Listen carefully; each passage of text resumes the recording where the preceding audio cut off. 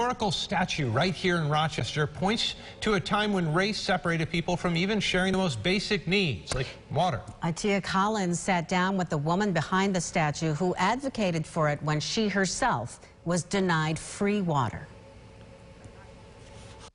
Mitch Thomas is the mastermind behind the Jane Pittman drinking fountain in downtown Rochester. It all started when Thomas was sick, looking for water to take her medication. I went to a restaurant to get some water to take the pill, and the waitress charged me 10 cents. And I thought there must be somebody else having a similar problem, and I must do something about it.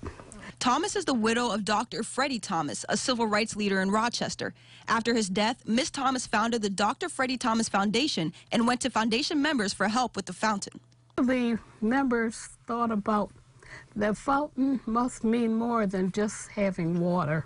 Remember that water was not free to everybody in our history, and we thought about Miss Jane Pittman, who drank water from a fountain in Louisiana that was labeled for whites only.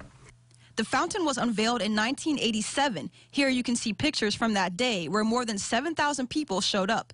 The three-headed fountain is very unique, with each spigot representing something different. One spigot represents humanity, the other spigot represents liberty, and the other represents equality.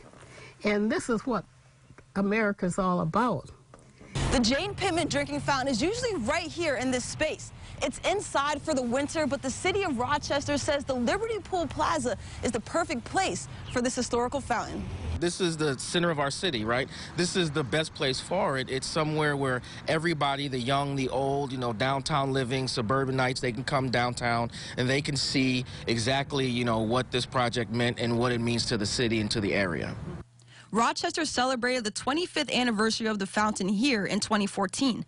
Today, the fountain is still in good shape, and Thomas hopes people walking by will take notice of what the fountain stands for.